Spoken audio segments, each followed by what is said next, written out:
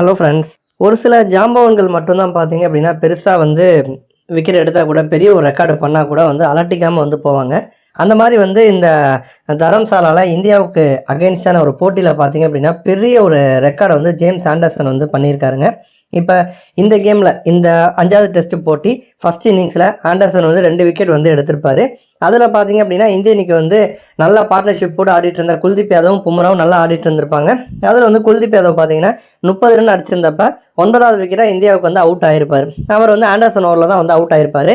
Anderson இப்ப என்ன பெரிய ரெக்கார்ட் பண்ணிட்டார் அப்படின்னா, டெஸ்ட் கிரிக்கெட்ல 700 விக்கெட்ஸ் அவர் வந்து கைப்பற்றி இருக்கார். இந்த குல்தீப் யாதவோட விக்கெட் தான் 700வது விக்கெட்டு. இது வரைக்கும் கிரிக்கெட் வரலாற்றில் 2 ஜாம்பவான்கள் மட்டும்தான் 700க்கு மேல விக்கெட்ஸ் வந்து எடுத்திருக்காங்க. ஒருத்தர் முரளிதரன் 800 விக்கெட்டு, இன்னொருத்தர் பார்த்தீங்கன்னா ஷேன் வான், அவர் வந்து 708 விக்கெட்டு. அப்போ இவங்க 2 பேர் மட்டும் தான் அந்த ரெக்கார்டை பண்ணியிருக்காங்க. இவங்க 2 பேருமே ஸ்பின்னர்ஸ். அப்போ டெஸ்ட் கிரிக்கெட்டில் ஒரு ஃபாஸ்ட் பவுலர் ஒருத்தர் வந்து யார் வந்து 700 விக்கெட் எடுத்தது ஃபர்ஸ்ட் முறை அப்படின்னா ஆண்டர்சன் தான் முதன் முறையாக வந்து எடுத்திருக்காரு. அதுலேயும் ஆண்டர்சன் பார்த்தீங்கன்னா வயசானாலுமே இன்னும் ஆடுவார் போல. அப்போ வந்து ஷேன் வார்னேவுடைய ரெக்கார்டையும் ஆண்டர்சன் பீட் பண்ணுவதற்கான வாய்ப்பு ரொம்ப ரொம்ப அதிகமாக இருக்குது. பட் மேட்சஸ் அப்படின்னு பார்க்குறப்ப ஆண்டர்சன் வந்து கூட முரளிதரன் வந்து 133 மேட்சஸ்லேயே 800 விக்கெட் எடுத்தார். ஷேன் வான் வந்து 145 மேட்சஸில் 708 விக்கெட்டு.